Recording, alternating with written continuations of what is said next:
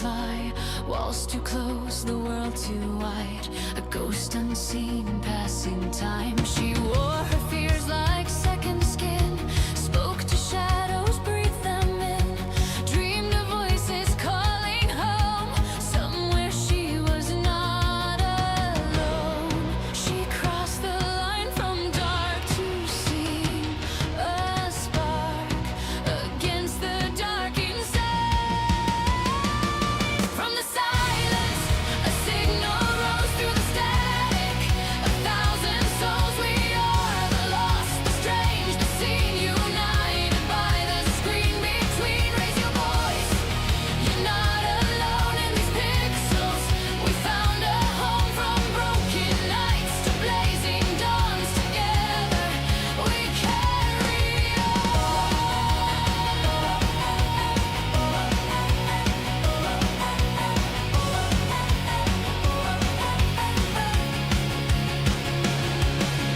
Days turned years and coated skies. 10 winters passed before her eyes. Every stream a thread of trust, built from hope and honest dust. Names became more than a chat. Hearts behind each avatar shared their scars, their wins, their pain. Locked in just to feel okay. She learned that strength is letting show the cracks where hidden lights can glow.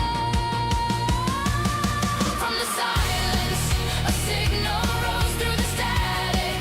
A thousand souls, we are the lost, the strange, the seen. United by the screen between. Raise your voice, you're not alone in these pixels. We found a home from broken nights to blazing dawns. Together we carry on. To the outcasts, the quiet minds. To the ones who never fit the lines. You are more than what they said, more than voices in your head. Hand in hand across the void, every tear and laugh deployed. In worlds we play, in truths we share. We heal each other everywhere. No throne of gold, no crown of flame, just human hearts behind the names. Not heroes born of flawless light, but those who stayed through every night.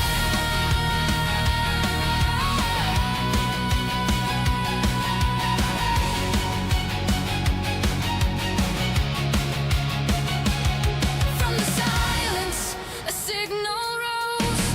Now a storm of beating souls. We are the lost, the strange, the seen. No longer trapped in between. Raise your voice, let it be known. Every screen's a stepping stone through boss fights, grief and healing scars. We shine like constellation stars. So if you're lonely, weird, unheard, if the world feels sharp, absurd, step through the dark. Take one small stand, you might just build a promised land. In the echo of shared dreams, we are more than we have been.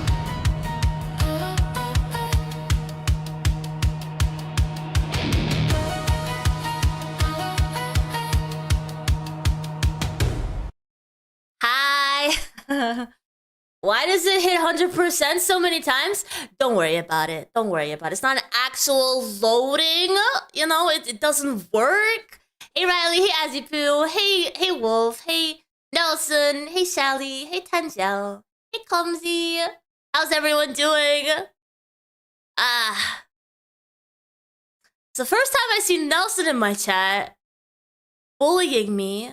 Well, no, that's not to say, not the first time he bullies me, but it's the first time I see him in this chat while I'm live. Tina just called your mom a houseboy, house brother, and said she was abused by your Oh my god. Dude, that's wild. we're gonna be talking about several incels that turned into murderers. And it's funny that Nelson's here because Nelson's back from the day where I tried to do these regular Reddit streams where we tried to talk about incels, but he absolutely hated it that I gave it any attention whatsoever. Yes, in this chat. Remember that, Nelson? Remember when you hated that I gave incels any attention because you felt like they were worth like nothing? No time whatsoever? Yeah. Turns out it wasn't the plan, but this week kind of turned into talking about incels. But you should really watch the episode from yesterday because we were talking about looks maxing, and it turns out that's the evolution of incels. That's what they have turned into looks maxers. It's actually really interesting, and I know it's a triggering subject to you, but you know, this is called educational. It's your fault. Oh my god, it's my fault. No. It's actually really interesting, so you should check it out. Today we're gonna be talking about two specific people. So Elliot Rodger, which is the guy that's on the thumbnail, which I thought was, you know, an interesting look for a guy because he has those pronounced upper cheeks, right? And which I see in a lot of look maxers. So, you know, I thought that was interesting to put him up there. But the other case is a George Sodini, and he was an older incel when he decided to be a criminal. So, yeah, let's look into these two cases. We're going to start with this guy named George Sodini, which I did not know about, because I did know about Elliot, but I did not know about George. This is what happens when you grow up an incel and you are 50 years old and you've not gotten laid in 18 years. I think you probably only got laid once. The girl never came back, obviously, for seconds. And yeah, I think he probably had, this is the time of like undiagnosed autism, right? I'm pretty sure this guy had that. You know, the guy, I probably know all their, you probably do, honestly. You say you don't like the subject, but, you know, you do end up knowing about all these guys. All right, here we go. Tell you what we're gonna do today more than anything else. We're gonna do this. So this is a video. Nice guy must die. Nice guy. This is him right here, George Sodini. And this is a channel that is, did I post it here? No, he had a channel. Well, he doesn't look like it. I wonder if look maxers spend like 20 hours on character creation screens in video games. It's a good. I would like to see. I would honestly. That's a good idea. We should ask Clavicular to give us the exact Fallout character he wants to become, you know? They do not have time for games. This is true. They do not have time for games. Every time that they're behind the computer, it's going to be either to stream to a bunch of people and influencing young minds, or it's going to be looking into the Look Maxers forums to see what other drug is available for them. This is my house from the street. Here is my car. This is a 2-bedroom brick ranch, conveniently located. It's the final day of February 2008. A 47-year-old man living in Pittsburgh, Pennsylvania, named George Sodini, publishes his very first video to YouTube under the channel MOS B46PGH.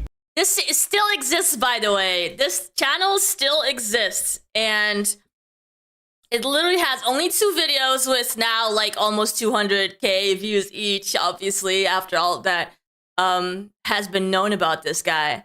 But yeah. I paid $79,000 for this in 1996. That's considered a lot, believe it or not. The upload, titled How George Pittsburgh Lives, was almost like an old-school house tour of sorts, as George proudly displays the outside of his home, before then doing the same inside. Open it up. Oh, someone left it unlocked. That's not good. Inside, okay. Pan to the other side. Seemingly making a point of mentioning every minute feature in the otherwise dim and empty home. Here's my big screen TV. It's my computer, couch and chair, they match. Dining room set, shoebox full of old pictures. To anyone who may have stumbled upon this strange video or Sodini's channel in general back in 2008, it would likely come off as entirely uninteresting and far from anything disturbing. However, to those who find it today, this couldn't be more different, as the account carries with it a layer of disturbing context due to the events that transpired after this first video was published, events that have since transformed the MOS B46 PGH page into one of YouTube's darkest channels. Please meet every woman's Do dream. something so she remembers your name. Keep your mate with you. Make sure he's someone you can trust. Be careful, is all I can say. I'm gonna post this and see what comes back. He was really trying, guys. He was reading this book about dating women. He was really trying. He would look up to this guy, this writer. It's gonna explain that.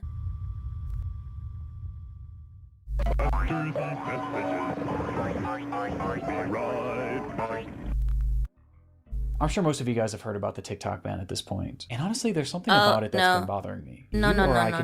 Any context, it's hard to know what the purpose of George Sodini's first video was, if it even had one at all. The entire thing just felt so random. But within the footage itself was one clue that hints at the fact that George actually had a very specific reason for uploading this, with that clue coming in the form of a book on his coffee table. Okay, come over here. There's some reading material that we're all familiar with. It was called How to Date Young Women for Men Over 35, which was about as creepy as it sounded. My first guest today is a 51-year-old bachelor who says if you're a single woman over 30, you're a dating has-been. Please meet every woman's dream, Don Steele. Every woman's dream. Its author, Don Steele, had made a living as a dating counselor and life coach. You're a creating man various over books and 35? programs Oh my god, you might need to read this book, although it might be a little outdated. I'm not sure. that were geared towards socially awkward men, exploiting them with the promise that someday they'll be able to get the younger girl of their dreams, even after they reached middle adulthood, and all that they had to do was pay for his course, pay for the book, and dedicate themselves to becoming more desirable. And George Sodini was the perfect target. Despite having a successful career as a systems analyst at a law firm, he struggled to maintain any relationships with the women that he met. It had been well over a decade since he last had a girlfriend, and despite desperately wanting one, George just seemed to— Oh, it absolutely is. It comes from a mind of a guy that says that if you're a woman over 30, you're undateable. And he takes advantage of all these older guys, these awkward older guys, that and give them the idea that they can date young girls under 30. lacked the ability to connect with women on any level, even as just friends. And as his isolation began to grow, so too did his obsession. So it could be a good cause, right? Helping awkward guys over the age of 35, you know? But no, it's just telling them a lie. With finding a girlfriend. George had nearly given up these pursuits too, until he was introduced to Don Steele's course, viewing the program as his last real shot at human connection, obsessively reading the book to the point that he was— And you can tell that this is all the guy cared about. At some point, he makes a website called georgesodini.com. supposedly able to recite passages by memory Who alone. needs girlfriends? On top of this, he would also attend many of this supposed guru— I have a problem that every girl I date wants to be my girlfriend. How is this reverse case? Wait, outsell? Wait, what? Wait, I have a problem that every girl I date wants to be my girlfriend.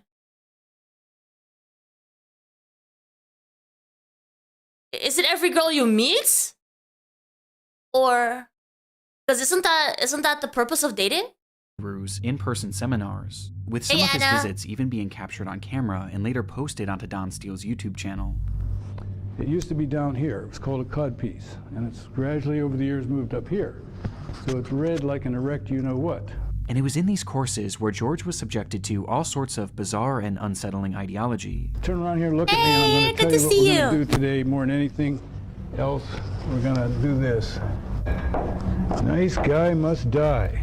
But despite agreeing with this man wholeheartedly and following all of his work, George was still making very little progress, which was evident by the footage of him attending these seminars, as he appears incredibly nervous and kept mainly to himself. And so, recognizing that George had much to improve on, he was given an assignment by one of his instructors. He was told to film a video of his house, so that the instructors and everyone else in the class could see if he was really making himself and his environment desirable enough to any woman who might come over.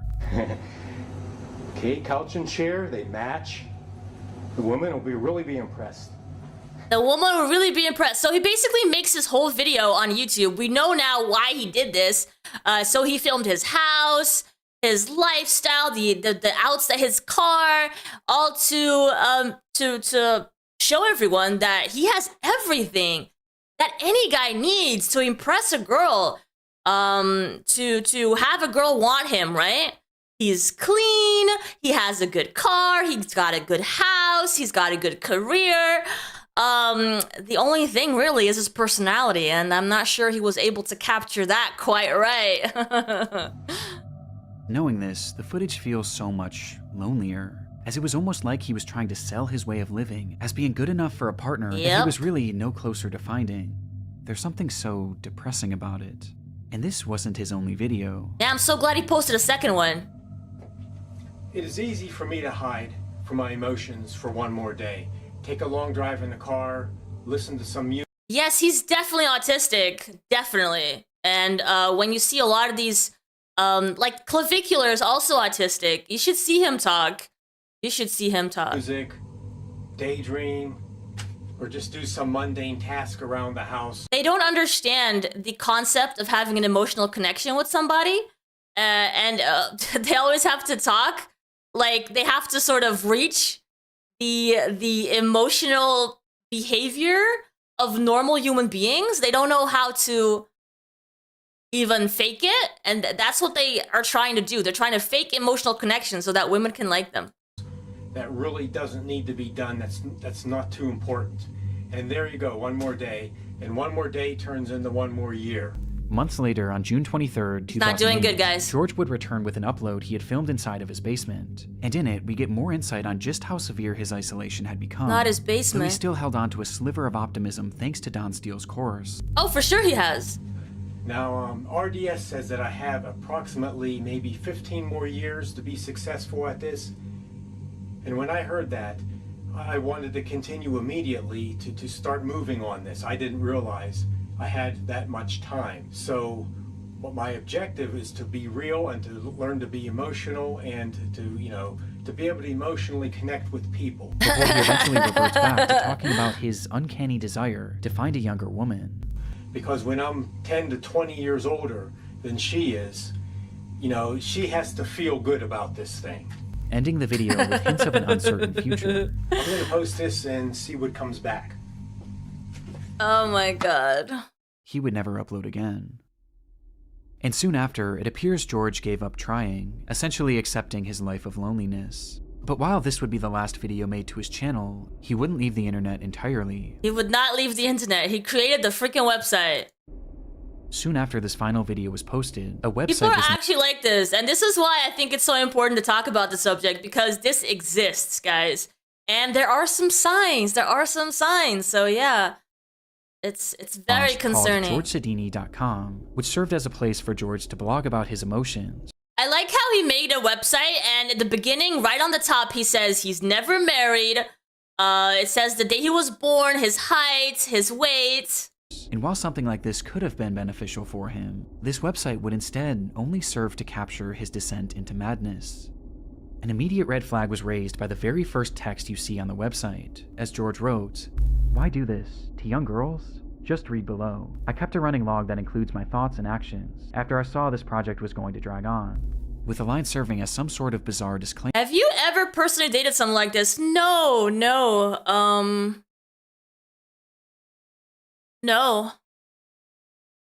Not even close. But that's the problem, isn't it? These incels don't find women that give them enough attention. in order for them to reach the desired conclusion, which is sex, right? She did me. You calling yourself an incel? Kind of silly. Though Yeah, remember, you're an outcel. What are you talking about? no other context, George's entries began. December 22nd, 2008. Time is moving along. Plan to have this done already. I will just keep it running along here as time passes. Many of the young girls here look so beautiful as to not be human. I mean, yeah, you know what? You forgot, you guys have already met one of my exes, right? We had a peaky date with him recently. Well, here's one of my other exes, Nelson, in the chat. He was my 9-year-long relationship. Right there in the chat, guys. And very edible. After joining the That's gym, why he bullies me. He's very salty about it, you know? he started lifting weights and liked it. This early post encapsulates what this blog would be focused on: young women he would see throughout the day, his time at the gym, and his plan. This plan was never expressly stated on the website, but it was something he obsessed over, mentioning it in every single one of his posts and dubbing it the exit plan. The Even going as exit far as plan, to provide guys. a date and time for it. January 6th. He was posting his entire plan. His entire plan online on a website that obviously... Why are you saying this? You've been exposed now, sir. You've been exposed now. I feel attacked. Well, there you go. I have been feeling attacked too, so now feel some of that. Feel some of that, sir. 2009. Your wife bullies you too, dude. It's a common thing. It's crazy. At 8:15 p.m. Before this day would come, however, he would provide further insight into just how lonely he was. Moving into Christmas again, last Christmas with Pam was in 1983. Who knows why? I'm not ugly or too weird. Yeah, this is such incel talk, dude. Such incel talk. It's so clear. Women are always at fault, and they're not ugly or weird or anything. They don't do anything wrong. In fact, they do everything right. Why do girls not like them, you know? I never dated a weeb character. No, I didn't start as a weeb character. No sex since January 1990 either. I was 29. No shit. Over 18 years ago. I actually look good. I dress good. I'm clean shaven. Bathe. Yeah. No sex since July. Oh crap. That's an interesting date.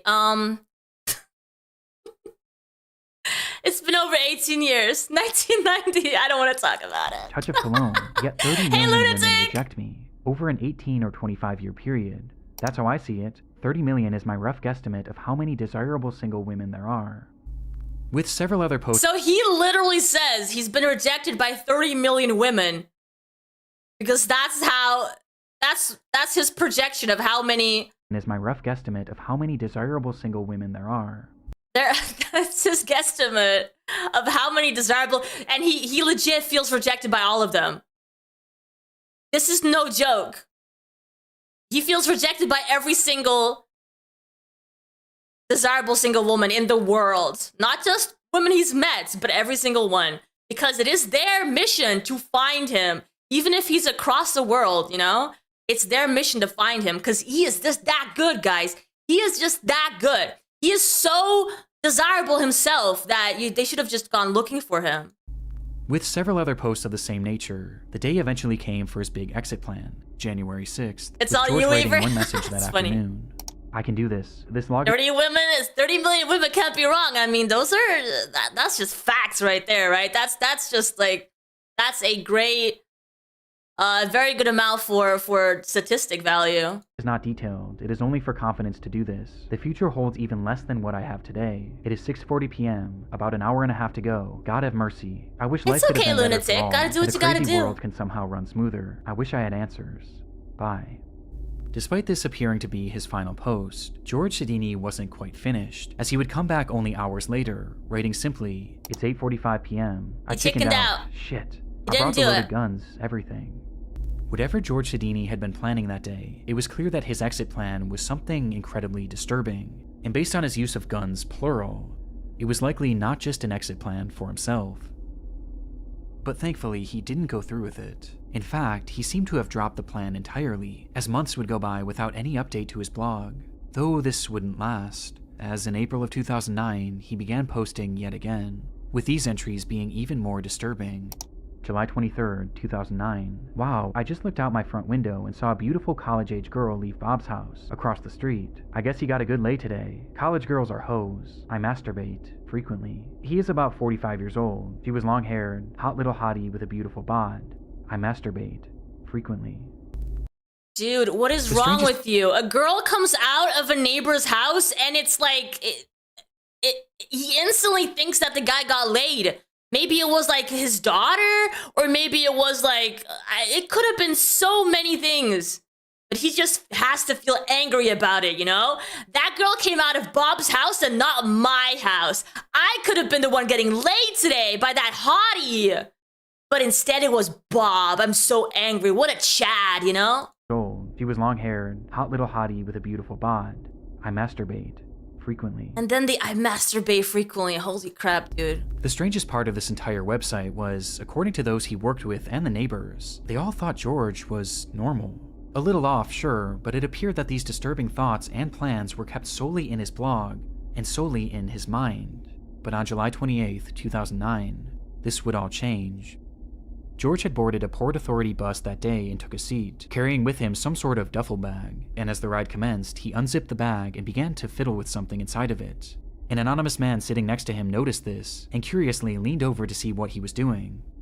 Hello, In George Joy. Sodini's hand was what appeared to be a grenade.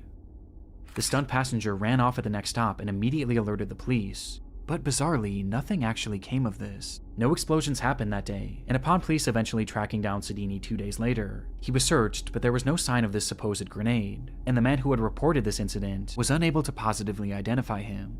And so, George was released, allowing him to continue on with his day, and to continue on.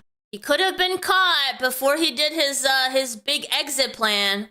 But no, he wasn't caught. They couldn't identify him. On with his posting. August 3rd, 2009. I took off today, Monday, and tomorrow to practice my routine and make sure it was well polished. I need to work out for sure, Wolf. Holy crap, I can't even imagine. every detail. There was only one shot. Also, I need to be completely immersed. I did view the Rastaf footage. I did. That was crazy, man. Into something before I can be successful. I haven't had a drink We since should post it somewhere, T-Bow. We should expose this man. Friday at about 2:30. Total effort needed. Tomorrow is the big day. Last time I tried this in January, I chickened out. Let's see how this new approach works. Maybe soon I will see God and Jesus.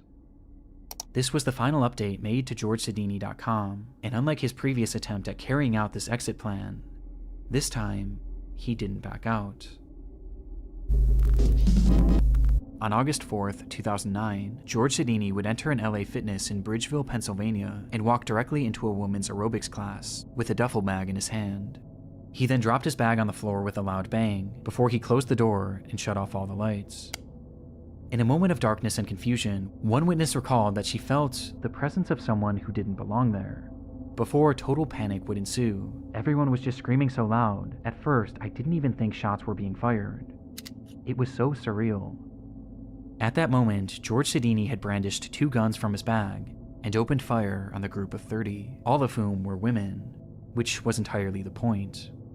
In that dark, cramped room, George would discharge his weapon 52 times, striking 12 different women and then himself. Of the injured, 49-year-old Elizabeth Gannon, 38-year-old Jody Billingsley, and 46-year-old Heidi Overmeyer would tragically lose their lives, while the others were left with permanent injuries, both physical and mental. It wasn't hard to find a motive. George had spelled it out. I'm sorry, but what a loser. You go to a yoga class full of 30 women, but you only manage to get out there with 3 kills.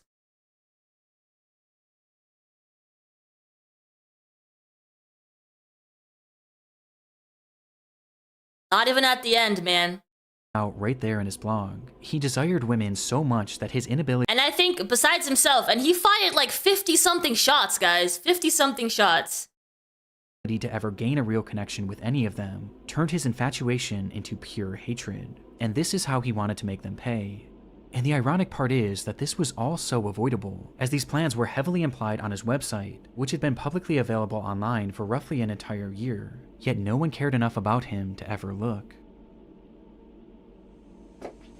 It is easy for me to hide from my emotions for one more day.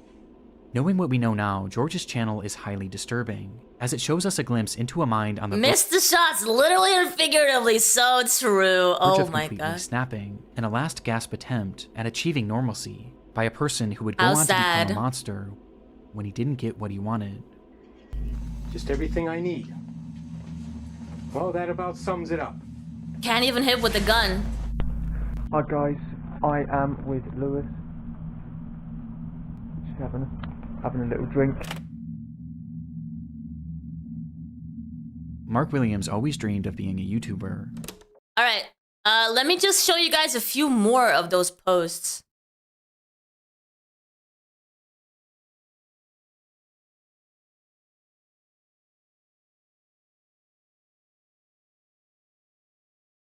Because it sounds so familiar from what we've seen recently.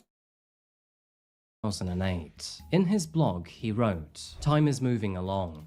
Planned to have this done already. I will just keep a running log here as time passes. Many of the young girls here look so beautiful as to not be human." Okay, I might give you guys a little teaser of the Rastov tea, okay? Just a little teaser. Straight from my docket team, okay? This is very sensitive footage, so please, if you are easily triggered, please look away for the next minute, okay? But yeah, here it comes. I'm very uncomfortable. I'm going to have to put that away now. Whew.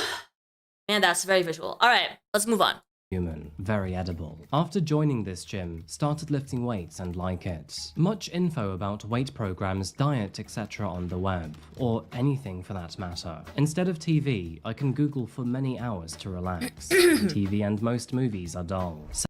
All right, so let me go back to that one. Many of the young girls here look so beautiful as to not be human, very edible. So he got to a point where he doesn't even see them as human beings. Just as a snack? Like, hello?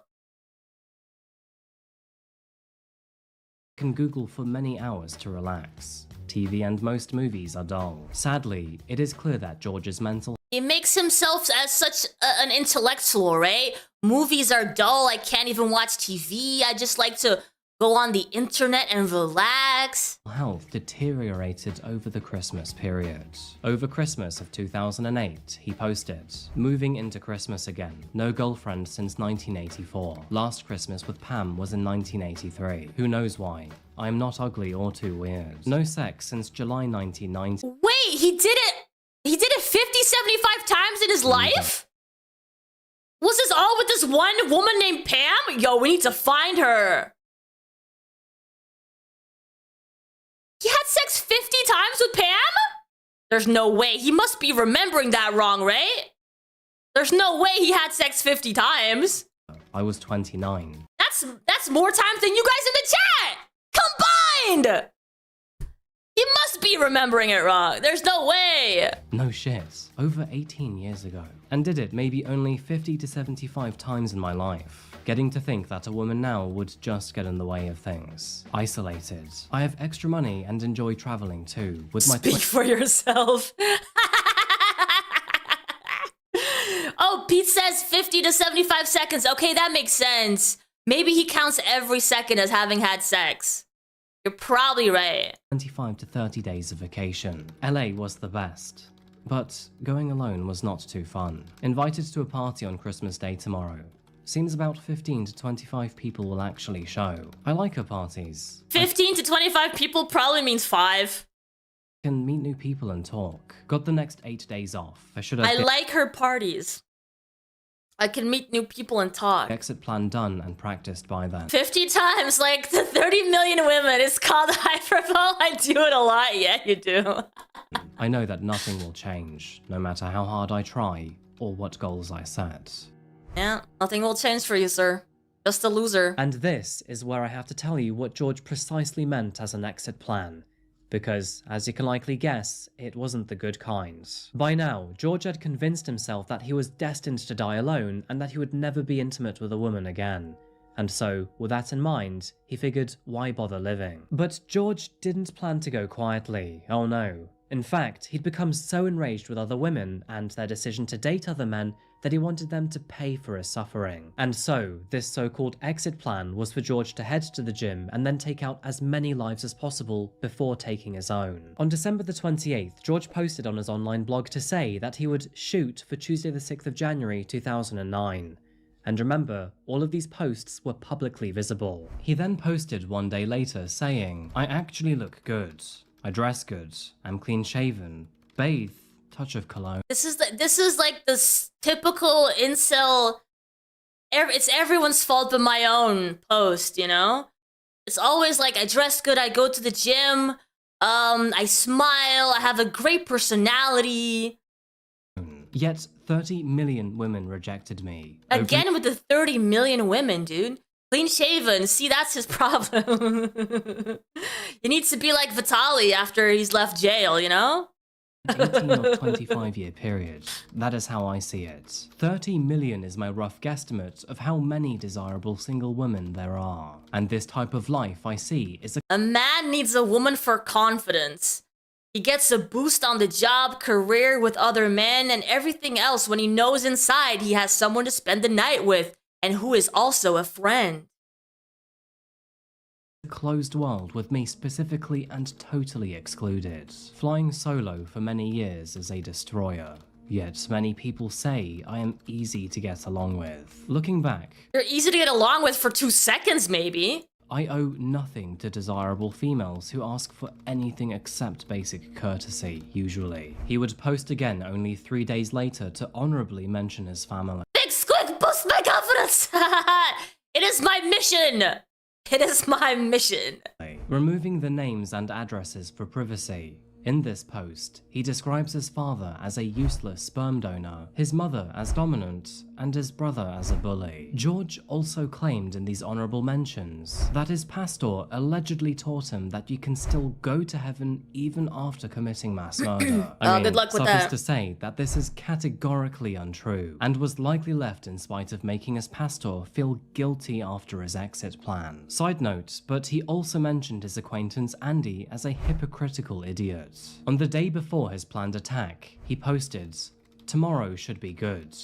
Life is just plain Yo, maiden, someone should tell Clavicular that, because he thinks looks are the most important thing. games. No matter how many changes I try to make, things always stay the same. I see 20-something couples everywhere. I think those years slipped right by for me. Why should I continue another 20 plus years alone? I will just work, come home, eat, maybe do something, then go to bed alone for the next day of It's so insanely obsessive, right? His only need for living at this point is to find a girlfriend, and he can't. So he doesn't see any purpose for him whatsoever. the same thing. I cannot wait for tomorrow. But the next day, George had a sudden change of heart at the very last moment. He posted on his blog once again to say, "It's 8:45 PM. I chickened out. Shit, I brought the loaded gun." Yeah, Wolf, that doesn't matter. They get laid. They get laid. The thing is, he apparently got laid at 22 because at 29, he had sex at that point 50 to 75 times. So I don't know what he's complaining about. He got sex at 20. Everything. Hell. We can only assume that George reevaluated his life in those final moments before then going home No, he didn't reevaluate his life. He chickened out like the loser he is. and posting about it online. Because after this, he would go radio silent for several months. This is probably because George realized that, surprise surprise, life wasn't actually that bad after all. He had No, he's a loser. That's why he didn't do it. a good job, was healthy, owned his own home, and went on holiday often. No, he didn't realize The only any of thing that. missing really was a partner. But in April of 2009, he posted that his company was sadly going through layoffs, and in his pessimistic attitude, believed that he would not survive the next one. Between April and August of that year, he would log an additional 14 entries to his diary. And yeah, I'm not going to read all of that out loud, as would be here all day, but here are the most noteworthy excerpts. Maybe the first thing he should have done was not looking for young women. The irony here is when he does what he did, the women that died were not 20-something-year-old women. They were all older. Every woman in that class was like 45, 50. they were just trying to, you know, be healthy. It's just insane, dude. April 24th. I predict I won't survive the next layoff. That is when Hey, there is no snack. point to continue. Right now, life is bearable and I can get by indefinitely. Something bad must happen. The paycheck is all I have left. May the 4th. What is it like to be dead? I always think I'm forgetting something. That's one reason why I postponed.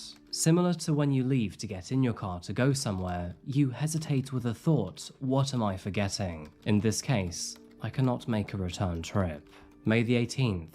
I actually had a date today. No way! You had dates and you still went through with it? Women just don't like me. Wait, it was with the woman I met on the bus in March? We got together at 2... okay. The last day for me was May 1st, 2008. Women just don't like me. There are 30 million desirable... Oh my gosh, not again. Desirable women in the US. And I cannot I've find got one. only one. Not one of them finds me attractive. May the 29th. Another lonely Friday night. I'm done. This is too much. You get a coloring book? Maybe he should have tried that, Maiden. Maybe you should have tried that, the coloring book. June the 5th. I was reading several posts on different forums, and it seems that many teenage girls have sex frequently. One 16-year-old does it usually 3 times a day with her boyfriend. Dude. So, after a month of that, this little hoe has had more sex than me in my entire life, and I'm 40. He's calling 16-year-old girls hoes, dude. He's that freaking salty. That teenage girls have more sex than he ever did in his whole ass life, dude. 48. One more reason. Thanks for nada, bitches. Bye. On And July he the sees that as his last push to do what he has to do. 20th, George commented about getting a promotion and a raise. But straight after this, he then immediately pivoted to talk about how bad the economy is. And Not a second does he realize that the problem is his personality. It's always about, I'm clean shaven, I go to the gym, I look good, blah, blah, blah. how the man hasn't slept with a woman in over 20 years. Now, this is a very important detail to realize. Despite previously being worried about the layoff, the exact opposite happened to him with a promotion and raise in the end. But despite the positive change, he does not seem to care. Dude, he doesn't care. He got promoted in his job. Whatever, man. What is money for if I can't spend it on some bitches? Anymore. This means that George continuously focused on the negativities in his life, thus further thrusting him into the darkness of his own mind. Haha, thrusting. He won't be doing any of that. July 23rd. Wow. I just looked out of my front window and saw a beautiful Oh, yeah. college-age girl leave Bob Fox's That's house. rough, man. I guess he got a good lay today. College girls are hoes. I masturbate frequently. He is about 45 years old. She was a long-haired, hot little hottie with a beautiful body. I masturbate frequently. Some were simply meant to walk a lonely Did you path guys know that he masturbates frequently? in life. Thanks, Mum and brother, and Dad, old man, for totally ignoring me through the years. All of you deeply helped me be this Oh, it's daddy issues. That's the problem, guys. Daddy issues. way. George never considered why a younger woman may have left his neighbor's home. He never contemplated if she were a colleague, family member, friend, saleswoman, or even another neighbor who had knocked on his door to complain. George was unable to look at anything in a positive manner. He assumed the absolute worst in every situation, especially when it came to women. These self-destructive tendencies likely stem from deep-seated self-confidence issues, which we already are familiar with. Either way, he did nothing to address these issues with a therapist or a psychologist. After attending ridiculous alpha male workshops, he let his own thoughts consume him. And although he had backed out of his violent plans several months prior, he would tragically recommit to them in the summer of 2009. In his final written entry, which is dated August the 3rd, George It must be torture talking to him more than 5 minutes. I think so too. If he's good looking and good professionally, that is already 50% of what we would want. Imagine how bad his personality is, yeah. Yeah. George said the following: "I took off today and tomorrow to practice my routine and make sure it is well polished. I need to work out every detail here. There is only one shot. Also, I need to be completely immersed into something before I can be successful. I haven't had a drink since Friday at about 2:30. Total effort needed. Tomorrow is the big day. Maybe soon I will see God and Jesus." Alex Torres with the 1 gifted membership. Thank you so much. Thank you. At least that Good is to what I see was you. told. Eternal life does not depend on works. If it did, we would all be in hell. I will try not to add any more entries, because this computer clicking distracts me. The computer clicking any of distracts the practice me. papers left on my coffee table are used, or the notes in my gym bag can be published freely. I will not be embarrassed, because, well, I will be dead. Death lives. Right. You won't be embarrassed. You can use the papers for It is almost science. unbelievable that these journal entries were publicly visible for more than 9 months on his website. Although it's unclear how Yo, that one guy. Thank you so much for the 10 gifted. Holy crap. Thank you. You guys are very kind. Thank you, one guy. how much traffic this website received in those 9 months, it was evident Hi, early good on. to see you. So that was George Sodini. He ends up, as you guys saw earlier, going into a women's yoga class, turning the lights off, and then shooting a bunch of shots, probably randomly. He got 3 kills and a lot of people injured. All women, because he was very angry at women specifically. And then ended his own life as well. That was George Sodini. And now we're going into this other guy. And we're gonna go a little further back because there's a lot of information about this guy.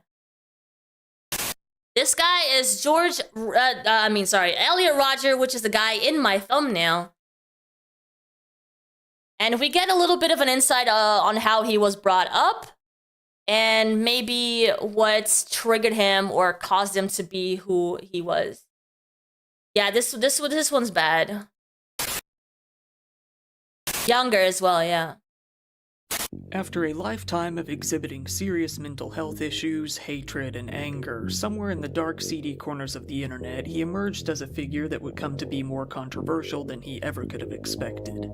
As he transcended mere anonymity and became somewhat of an icon among his online peers, he would set in motion a chilling chain of imitative, horrific crimes spanning a decade. This is his life story. This is also a good channel to follow, guys. Yes, I'm a shy, quiet guy, but I have good qualities to myself. I'm a gentleman. You know, I'm sophisticated. I'm polite. He's a gentleman and sophisticated. Why do girls not like him? But girls never give me a chance because they're evil and cruel like that. Yeah, we're just evil and cruel. Freaking girls, man. They're just humanity's problem. Why couldn't I just be gay? I'll take great pleasure in denying you life. It's only fair. Holy frick, dude. What a psychopath.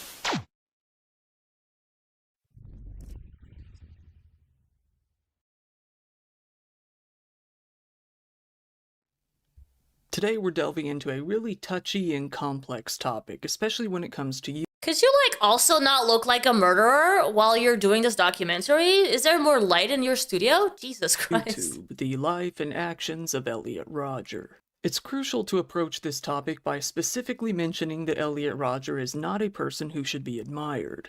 As you will come to see throughout the duration of this video, he is a very mentally ill and hateful individual with a troubled past. Rather than take responsibility for even one of his actions, he chose to blame what a everyone nice else guy. around him, and that's what led to the events of today's case. Let me make it very clear that today's video is not to endorse or promote his actions in any way. Rather, I think it's important to look into these cases and find out what exactly went wrong. When it comes to crimes like these, the news media tends to blame 1 or 2 contributing factors, when the reality is much more complex and nuanced. Yeah, it's women's fault, guys. That's who is really at fault. It's women. We as women have honestly, a responsibility in this world to take care of these involuntary celibates, you know? They don't want to live that life. And women have to come forward and fix this problem before, you know, everyone gets murdered. To write this video, I dug through hundreds and hundreds of pages of manifestos, police reports, diaries, and interviews. Just to make it clear, We should all have a little bit of a Bonnie Blue in us, you know? Just give back to society in that way. from the beginning, some of the pictures that I came across were pretty low resolution and had some text imposed under them, but I've decided to include them regardless because, well, they're interesting. Let's go into his childhood.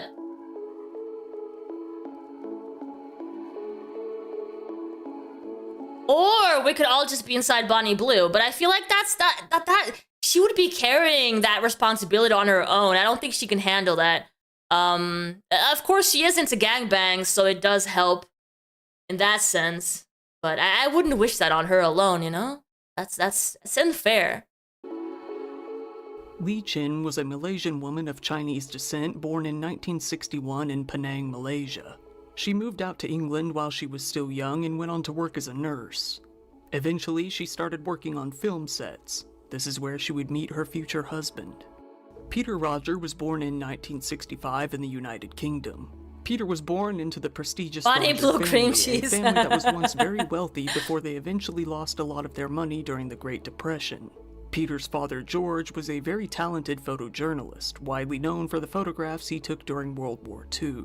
Peter had began working as a filmmaker and a photographer when he met Lee Chin. When he was 26 years old and she was 30, he ended up getting her pregnant, reportedly on accident. While they were dating, Lee Chin had gotten... You think the issue is mixed races?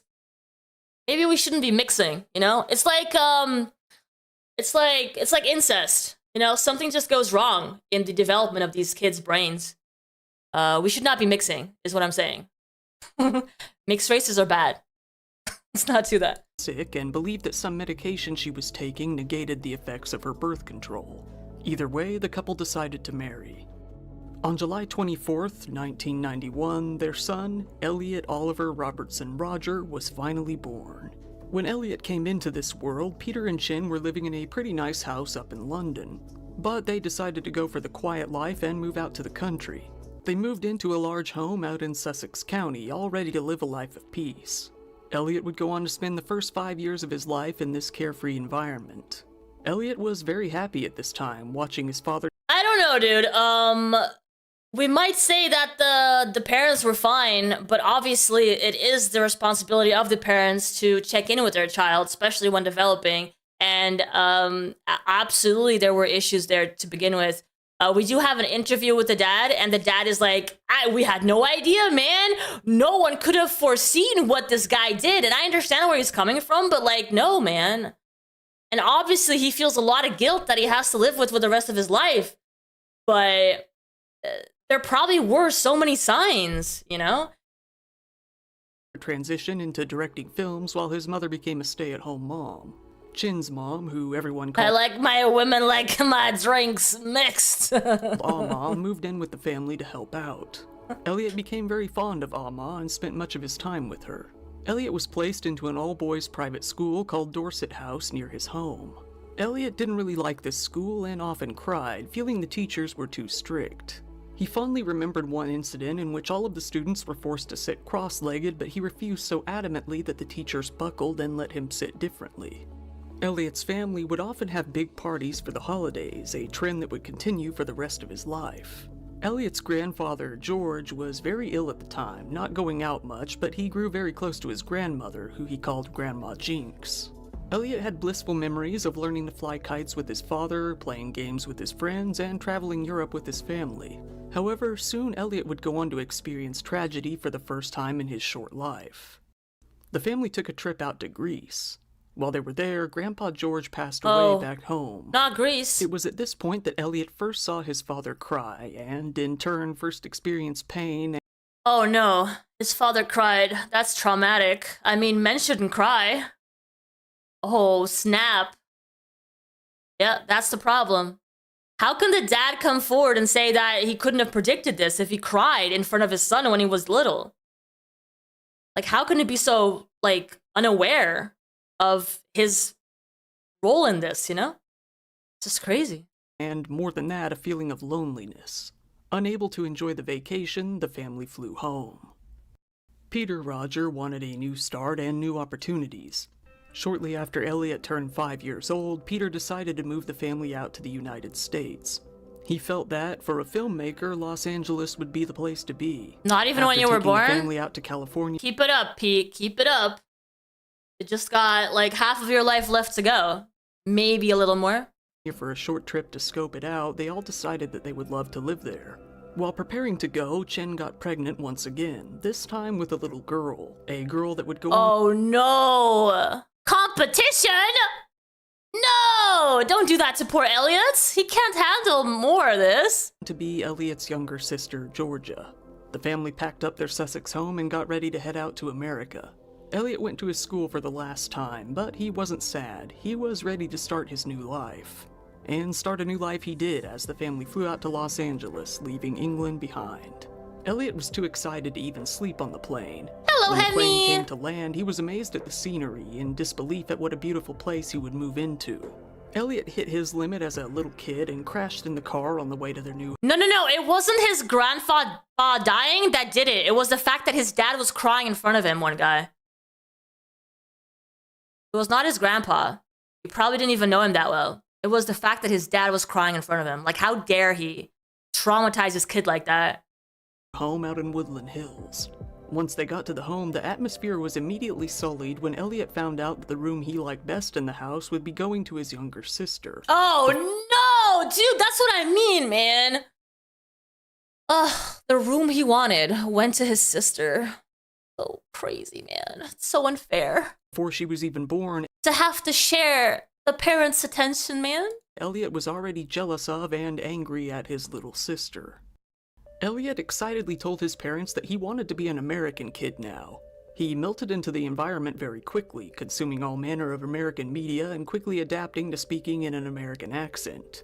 He was ready for his new life and new identity. Elliot started attending kindergarten at a school called Pinecrest, but things didn't go so well. His teacher was upset at how far behind the other kids Elliot would be after all the time he had missed while moving.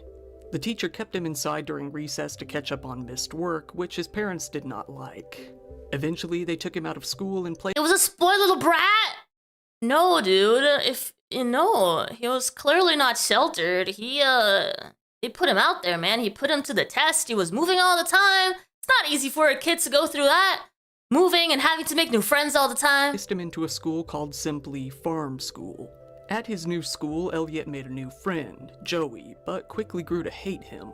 He later described him as a rotten little prick who he would always get into fights with, saying that he was his greatest enemy. He Okay. had good relationships as well, though, meeting his first true friend in America, a little girl named Maddie Humphreys. His very first friend in America was none other than a little girl. After playing with Maddie numerous times, her and Elliot's parents became friends as well. Maddie's parents were in the entertainment industry too, giving them a lot in common. The families had all sorts of parties and get-togethers. Joey, my nemesis! Once my friend. In fact, yesterday he was my friend, but today he is my enemy. Maybe because, he talked to a girl and that is not allowed. Not allowed. Where Elliot got to play with his new friend even more. They got close enough to even take baths together, which Elliot would later describe as the only time in his life that he would see a girl his age naked. Oh no, Elliot! No! The only time you ever saw a girl naked was when a girl his age, at 5 or 6 years old, shared a bathtub with him. That is rough, my man. That is rough. Elliot would go on to graduate kindergarten as a happy, normal child, experiencing all of the essential things that the average kid would. This happy life, however, would not last. Once Elliot was 6 years old, he spent a lot of his spare time in the afternoons going to parks with his family, most notably the Serenia Park, which was his favorite. The fact that he even looks back at that moment, right, Troy? Like, holy crap.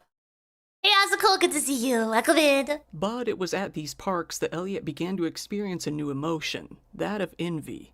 He was particularly jealous of the other boys who were able to use the swings by themselves, especially the ones who were younger than him.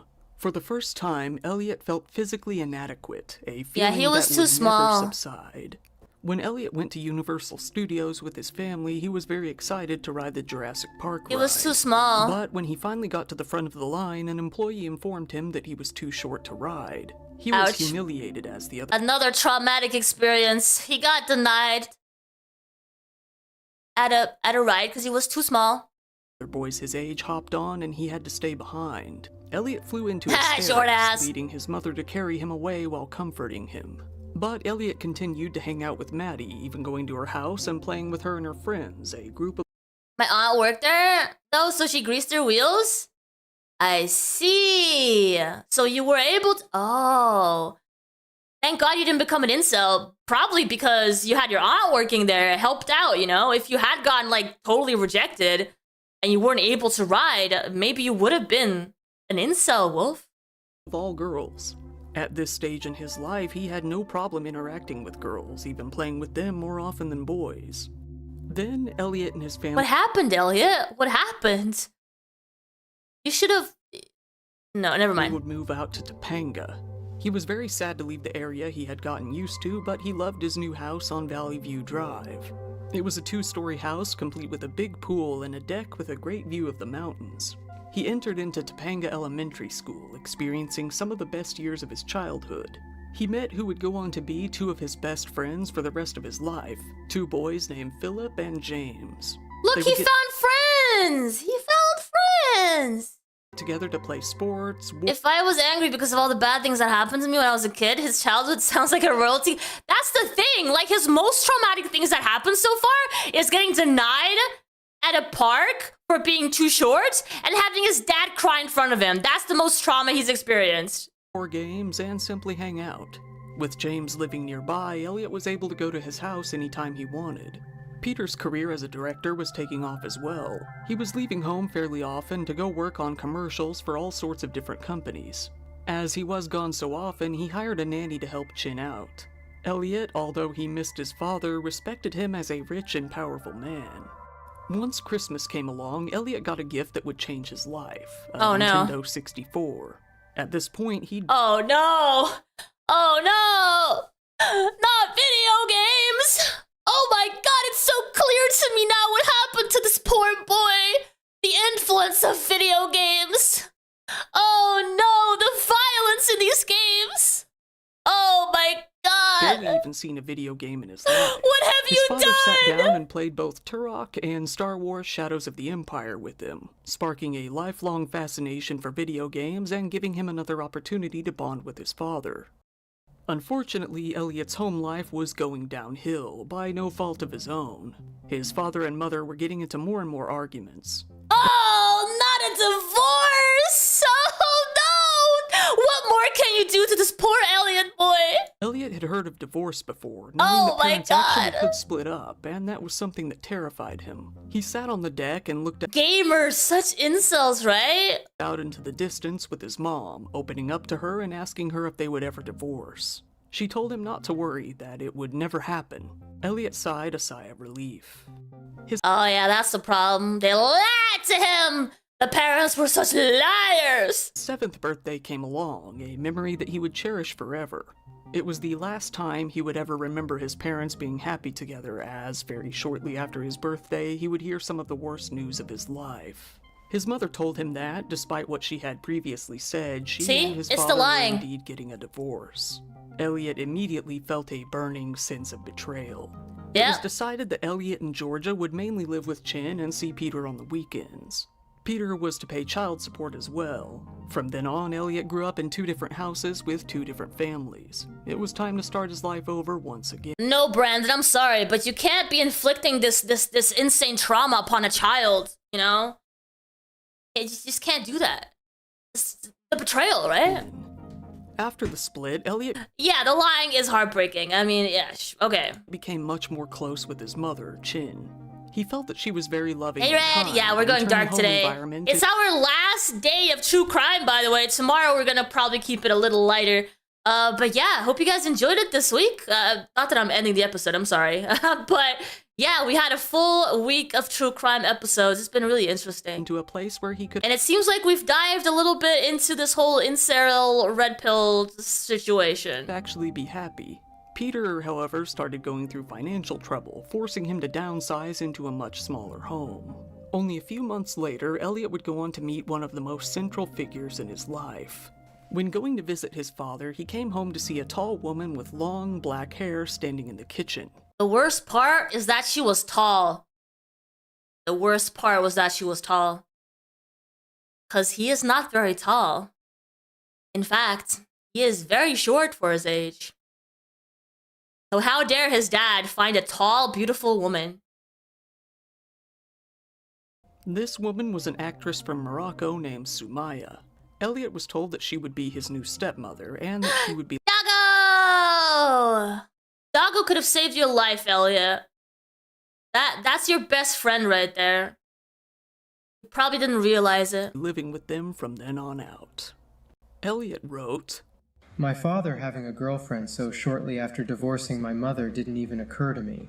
I couldn't understand it. Soon enough, though, I realized that Sumaya was, in fact, his girlfriend, and they were together Such a smart kid. just like how my father and mother were together. Father finding a new girlfriend in such a short amount of time baffled me. I was completely taken aback. Despite his shock, Elliot developed even more respect for his father, seeing him as a man that women desired. A man that could bounce back and find a new, beautiful woman almost instantly. Around this time, Elliot's parents first began to notice that his behavior was somewhat strange. Dude, Nelson, why did you have to ruin it, man? I had that thought too, okay? But you didn't have to say it out loud. God damn, that did not happen. The dog lived very happy, because the dog was living with his dad and he was living with his mom. So please, stop. Oh my god. He had difficulty making eye contact while speaking and rarely spoke up for himself unless he was asked a question directly. When he spoke, it was usually in no more than a whisper. Something they found even more concerning was Elliot's preference to write notes to them on pieces of paper rather than speak to them. He tended to gaze off into He had the tism. He had the tism, guys.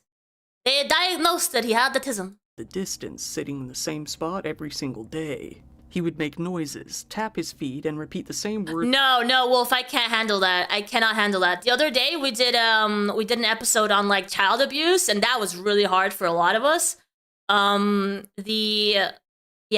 abuse is, I can't do it either. So that's definitely not happening. You guys can be assured of that. Over and over, often saying great, great, great in particular. For these issues, Elliot was taken to various therapists. Yeah, I get that. He wasn't diagnosed at this time, but professionals believed that he was showing signs of either high-functioning autism or Asperger's syndrome. From this point onward, Elliot would experience very inconsistent mental health care for the rest of his life. Elliot gradually started getting used to Sumaya being his new stepmother. He learned that she was from the Akabun family, a prestigious family from Morocco. In the beginning, they got along very well and had a lot of fun together. This was until she started to discipline him. He felt that as she wasn't his real parent, she had no right to do so. Tension came to develop between them, a tension that would never subside. Elliot's mother Chin became good friends with George Lucas. As a result, Elliot was invited to attend the premiere of Star Wars Episode 1. Oh my He god. loved the original movies and was overjoyed to be able to attend. Dude, he had a life, dude! He had a life! Even got to meet some of the actors, including Jake Lloyd, the young actor who played Anakin Skywalker. That's crazy. A character that he greatly admired. Elliot started to see Maddie less and less, only on the occasion that their families would have a get-together. Maddie's parents got divorced as well, with her father moving back to England. Regardless, Elliot still had a lot of fun playing video games, meeting friends, going to school, seeing movies, and just being a regular kid. During the holiday season, when Elliot was in 3rd grade, he heard from his father that they were going to visit Sumaya's home country of Morocco. They all flew out and met her family. Elliot felt that, of all the places he had been, Morocco was fairly strange. It felt more foreign to him than even Malaysia. He described the place as backwards, although admitting that he found the culture interesting and the people friendly. Sumaya's mother, Khadija, had a smaller, more modest... Yeah, his mom's friends with George Lucas is so crazy, right? home, while her father, Abdesalim, had a huge house that Elliot felt was like a castle. Apparently that home was even used in a James Bond film. Elliot found this very cool. All Yeah, in all, of course it was a he nice should trip, find it and very Elliot cool. came back to America completely content, blissfully unaware that his later trips to the country would not be near as pleasant. By the time summer came around, Peter's commercial directing career had recovered. Actually, it had blown up even more than ever before. He was at the peak of his success. As a result, he moved the family into a much bigger, nicer home. They settled down in a wealthy area of West Hills. In the end, though, Elliot still preferred his mother's house. Despite the modest size of the home, he felt the environment to be much more pleasant. Still, though, he had his 9th birthday party at his father's house. Sumaya planned and hosted the party herself, turning the occasion into a huge celebration, even inviting all of his friends and hiring a magician for the occasion. When summer ended, Elliot entered the 4th grade. He had a magician for his birthday! How many of you can say the same in the chat? I can't. Never had a magician. Never had any hired sort of thing happening on my birthday. Even though he was still very young, his feelings of inadequacy around girls were already starting to develop. He discovered that he was indeed fairly short for his age, being— Oh my god, clumsy. God damn. Oh my god. Holy crap. That's dark. the shortest kid in his class, even shorter than all the girls.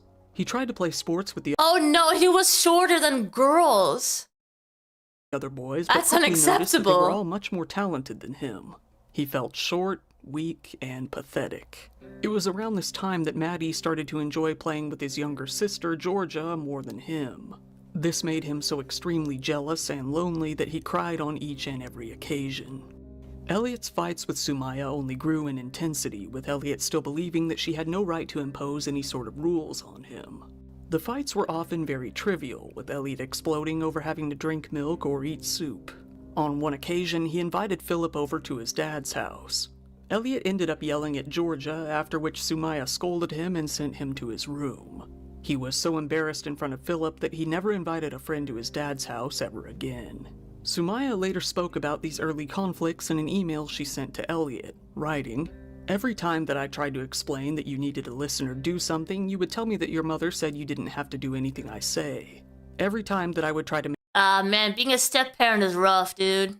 make you do something and in exchange you would get a reward, you said that your mother said it was corruption, therefore you wouldn't do it. Every time I asked you for your help around the house or with anything else, you refused and said that it was my job and not yours." Chin began having somewhat of a cold war with Sumaya, telling Elliot behind the scenes that he didn't need to do anything she said, that she wasn't his real mother, and to rebel if she tried to discipline You were almost a step-parent? How did that go, Pete? him. Elliot began to love staying at his mom's house and dreaded having to go back to his dad's house.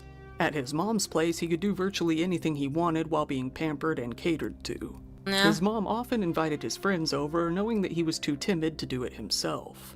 She let him have all the fun he wanted. Elliot's feelings of inferiority intensified as his elementary school years came to an end. He started to realize that cliques were developing at school. Now there were cool kids and uncool kids. Elliot admired the cool kids, but soon came Let me guess, he was a cool kid.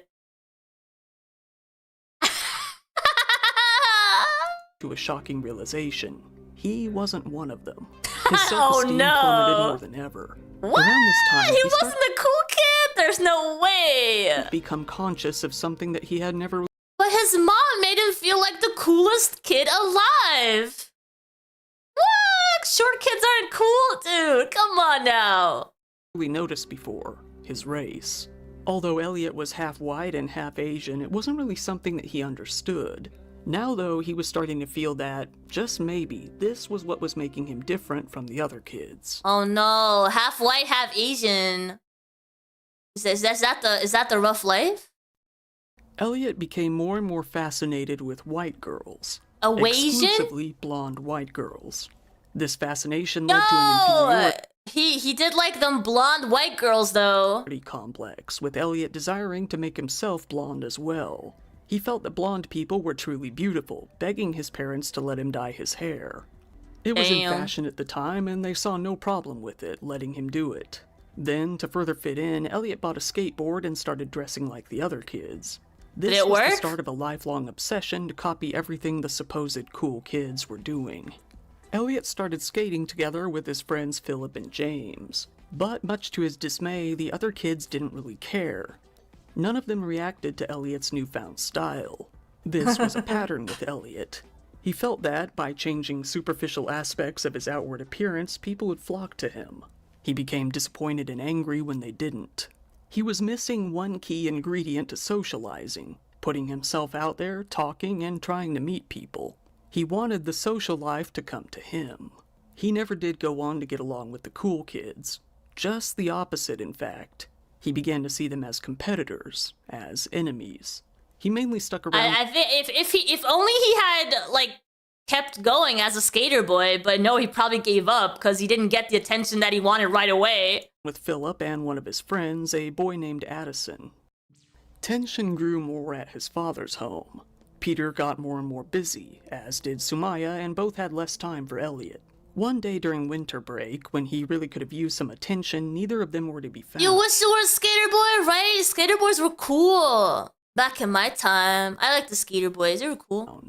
After a while, they came back with a new puppy for Georgia. Puppy. This was something that made Elliot very... Oh no, the puppy went to Georgia, the sister. Oh no, no, no, no, no, no, no, no, no, no, no. What have you done? Very jealous of her once again. Sumaya really wanted Elliot to socialize. She was getting more and more worried about his increasingly poor social skills. She tried to get him to make friends with a group of kids who lived down the street. One day, she put him outside and told him that she wouldn't let him back in until he at least talked to them. Elliot pretended to play with them by hanging out near them.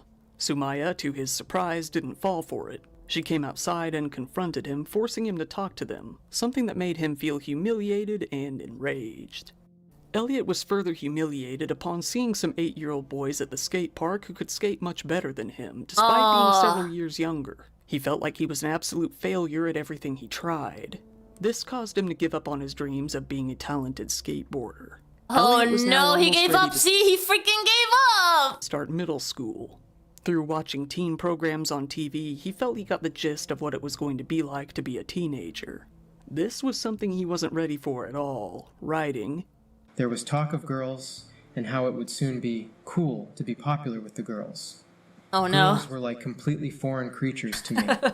I heard stories of how boys are expected to start kissing girls in middle school. Oh no, not kissing!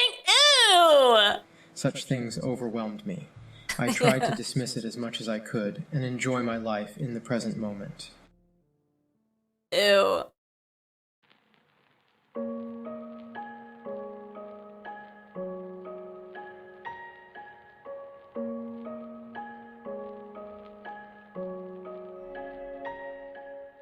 On his first day of middle school, Elliot came up to the building shaking, both out of excitement and out of fear. As he got older, he only cared more and more what people thought of him. He still hated the cool kids, but another side of him really wanted their respect. So he did his best to hide his hatred and appear chill to them. He couldn't believe that, even from the beginning, girls were flocking more to the boys he considered to be obnoxious. The sense he got from TV turned out to be right. Now, being popular with girls was the way you became cool. To his relief, the girls around him treated him kindly in the beginning. He noticed that girls would often give the boys a light hug as a greeting, and he was delighted to get a few of those hugs himself. He even attended a school dance where a group of older girls offered to teach him how to slow dance. Really? He was terrified, but he really felt euphoric in the moment. Ew. It was the only time where he would share this sort of experience with a girl. Back home. Dude, the opportunities were all there, man. It was like granted to you. Holy crap, you didn't even have to do anything. Home tension was worsening between Peter and Chin. Peter was able to cut down on his child support payments, forcing Chin to have to move into a smaller house out in Glade Avenue in Canoga Park. Elliot felt that this area was lower class, something he found very demeaning. Once Elliot turned 11 years old, he began to use the internet more regularly. The internet was still fairly new at the time. Oh, not the internet! Another trauma. Time, but Elliot soon found out how to use it well. As he became more immersed, the internet became an escape from his real life. He could both avoid his troubling home life and forget about his humiliating school life by zoning out into the World Wide Web. Elliot started attending chat rooms, finding it easier to communicate with other people over text. One person that he talked with regularly sent him some pictures. Once Elliot opened them, he was shocked. They were photos of naked women. For the first time, he saw a beautiful woman in that state. He was overwhelmed. That state. Oh no, more trauma. By the emotions he felt. It was at this time he felt his childhood melt away from him, being replaced by a traumatizing, conflicting slew of complicated emotions. Right. He stopped talking to that friend completely and shut down his computer. Yeah, who wants to see naked once women? Again wanting Elliot to socialize more, put him How in... dare you send naked women to me? Oh my god. It was never his fault. First it was the video games and now it's the interwebs. Dude, there's so much that it's just the world is traumatizing him left and right, Nelson. You don't understand. You don't understand how it was to be young Elliot with all these opportunities and all these loving family members around. They didn't give him a puppy? Do you understand? They didn't give him a puppy? They gave his sister a puppy, but not him? Ugh. To a summer camp. It was at this camp where, for the first time, he would have a negative interaction with a girl. While walking around, he accidentally bumped into a pretty girl his age. She flew into a fit of anger, called him some names, and pushed him down. Oh, how He humiliating. didn't even know who she was. Everyone saw, and Elliot was left embarrassed in front of everyone. On this issue, Elliot wrote, "Cruel treatment from women is 10 times worse than from men. It made me feel like an insignificant, unworthy little mouse. I felt so small and vulnerable. I couldn't believe that this girl was so horrible to me, and I thought that it was because she viewed me as a loser. That was the first experience of female cruelty I endured, and it traumatized me to no end." God damn it, man. Oh, God. Oh, no. A girl. He calls them women, but it was a teenage girl. And she was mean to him. How traumatizing. It made me even more nervous around girls, and I would be extremely weary and cautious of them from that point on. I'm so sorry. You're right. You're absolutely right. That was just so evil of her. Girls should know better. Elliot became friends with a boy named John Joe that he would go on to play a lot of video games with. John Joe told him for the first time about internet cafes and wanted to take him to one called Planet Cyber, saying it had all the best PC games. They walked there together, and Elliot enjoyed online gaming for the first time. He couldn't believe that he was playing with people all over the world. Elliot became very obsessed with online gaming. He is very would often stay poetic. at Planet Cyber until 3 a.m., despite only being in middle school. He went back and forth between playing Halo at home and playing online at Planet Cyber.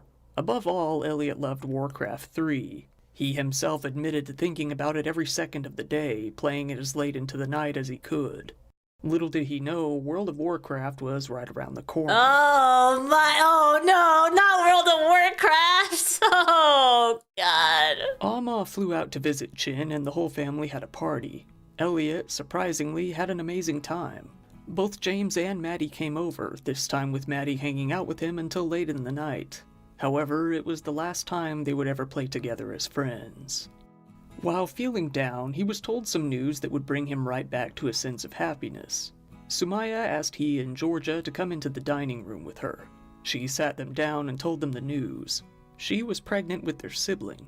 Everyone was as happy as they could be.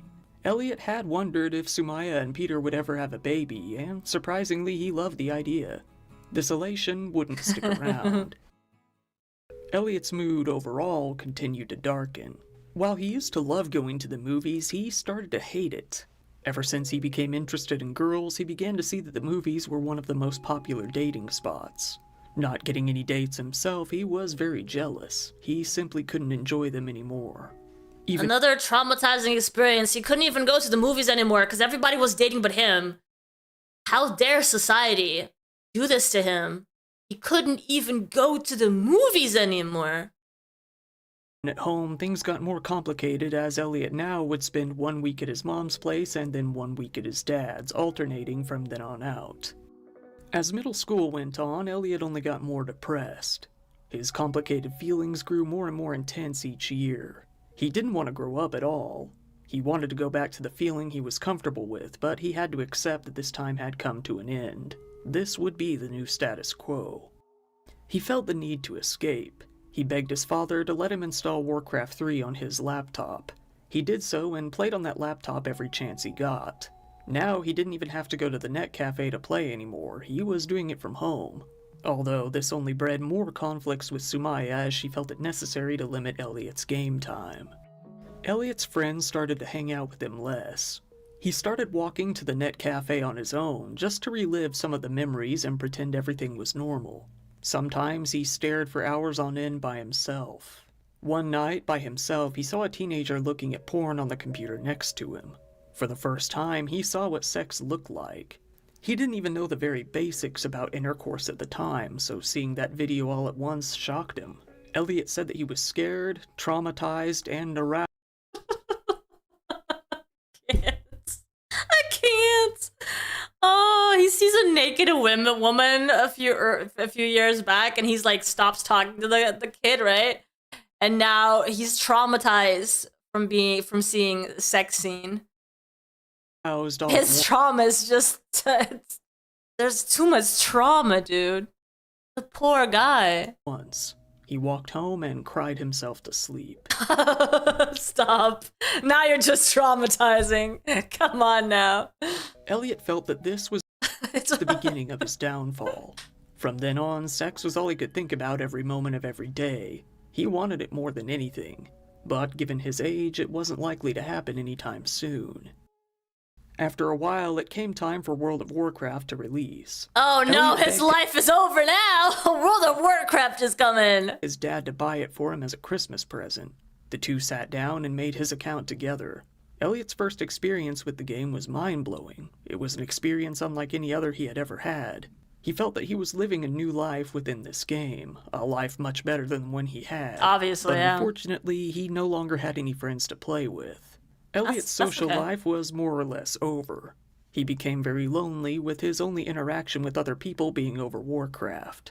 This, combined with puberty, left him in a very bad place in his life. He stopped caring about anything, putting all of his focus and energy purely into his Warcraft character. But soon enough, that's the life of a lot of young teenage boys, right? Day came for Elliot, a day that would force him to get out of the I bet he was a night elf. house. This was the release of Star Wars Episode 3. He was able to brag to everyone at school that he was going to the premiere because his mother was friends with George. Dude!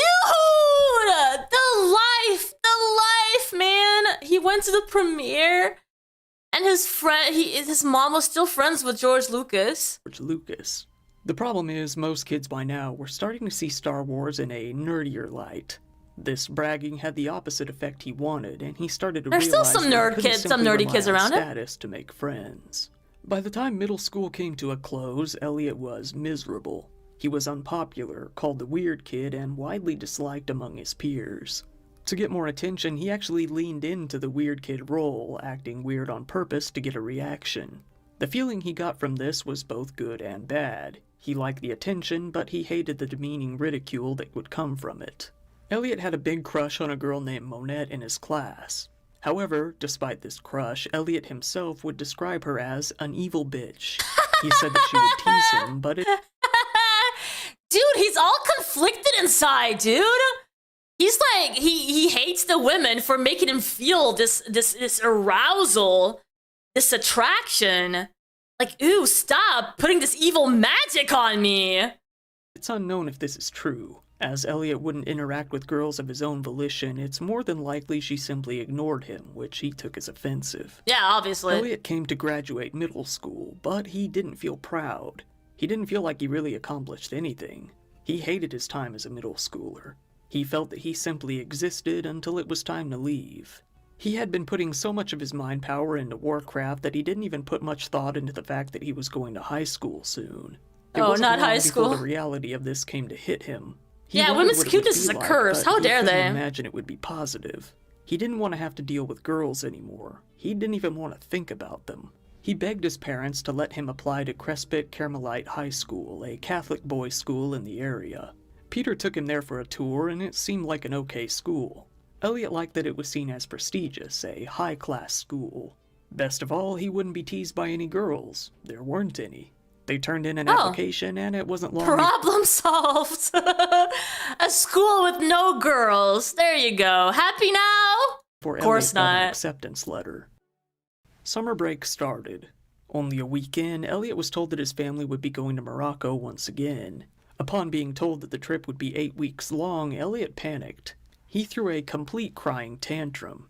He didn't like Morocco in the first place, but worst of all, he wasn't going to be able to play Warcraft for 2 whole months. Oh, that snap. was essentially his entire summer plan down the drain. His complaints didn't matter, though. The plans were already made and the trip was happening. The news only got worse. Due to work, Peter would be unable to attend the first several weeks of the trip, Oh, being no. forced to meet up later. It would only be Sumaya taking Elliot and the kids on the trip. Elliot had enough problems with Sumaya at this point that he didn't want to be alone with her. On top of that, his new baby brother, Jazz, would be coming along too. The added stress of watching over a baby felt overwhelming, as he worried Sumaya would be in a worse mood than usual. Elliot hated the trip, but he tried to have some fun while he could.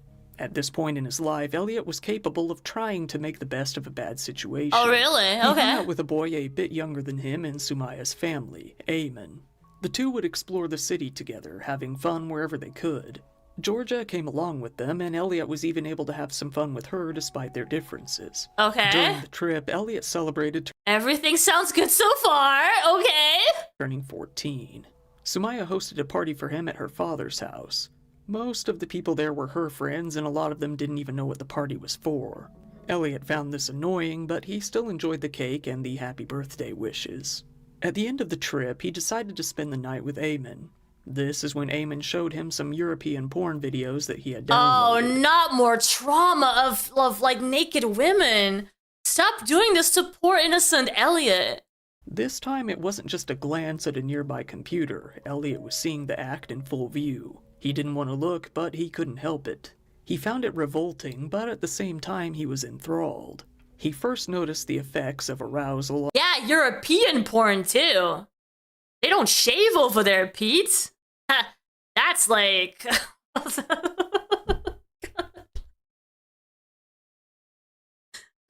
It's like extra traumatizing. Hairy women everywhere. On the male body and wanted to try it for himself. Oh, God. By the end of the trip, Elliot was depressed and homesick. All he wanted was to play some more World of Warcraft, but he had to accept that he'd be starting high school shortly after arriving home. So the whole summer, he got to play no World of Warcraft like he had planned his summer to be. And so he has to go to Morocco and see naked women. Like, how dare, man? And then he has to go back and go to high school? Dude. This trauma after trauma after trauma. This poor guy. His life is just awful. Elliot was very relieved to come back to the United States. All he could think about was booting up Warcraft once again. Once he got home to his mom's house, he gave her a giant hug and then immediately broke free and ran to his computer. He logged on, said hi to everyone, and went right back to the status quo. But Elliot was going to have to start high school now. In fact, high school had already started while he was overseas. Not only did he have to start school, he was going to stand out as the new kid once again. He pulled up From World of Warcraft to World of Hairy Women. That is just a very harsh transition, man. to the school with his father. Upon seeing how tall the other boys were, he began to cry in the car, telling Peter that he was too afraid to get out. Oh In no, he didn't want to get out because he was so tiny. his very first week of school, Elliot was already being bullied. Some seniors immediately began to target him for his youthful appearance. They taunted him, shoved him, and threw food at him during lunch. Elliot wanted to do something about it, but he was too scared to act. In only a few weeks, Elliot had already lost his desire to attend Crespi. He went right back to burying himself in World of Warcraft. As a birthday present, his father even gave him a new laptop of his own. Now he could play it wherever he wanted. Sumaya, though, was not happy with this. She was very concerned with how much time he was spending on the game and wanted to limit his activity. But given that Elliot's room was on a different floor, he was able to sneak in playtime whenever he wanted. Sumaya later wrote to Elliot, "Every time that when you got a bit older and you were addicted to the games and I tried to monitor you because I said that you would end up isolated with no friends and no social skills, which is the case now, you said that your mother allowed it and that I wasn't your mother and had nothing." If these are real, if this is how she wrote to him, I also don't like that attitude, right?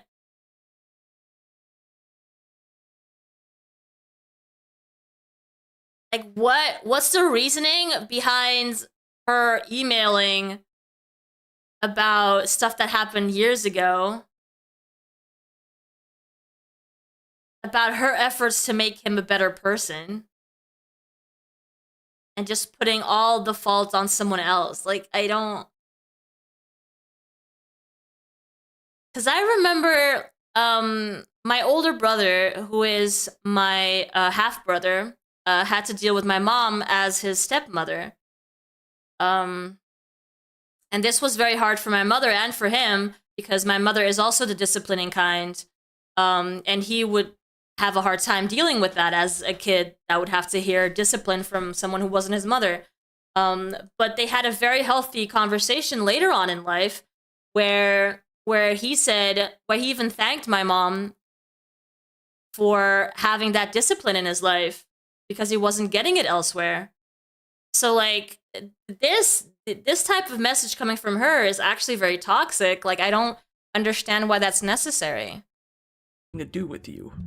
Elliot wrote in his own writings, I hated being at Father's house because Sumaya became more and more suspicious of how much time I spent playing WoW, and she would place limits on my playtime whenever she caught me playing it. I wasn't able to do my 5-hour-long events to collect rare armor pieces from the 5 long-hour events. Yeah, that's, man, those are necessary. Those are important. My character while I was at Father's house.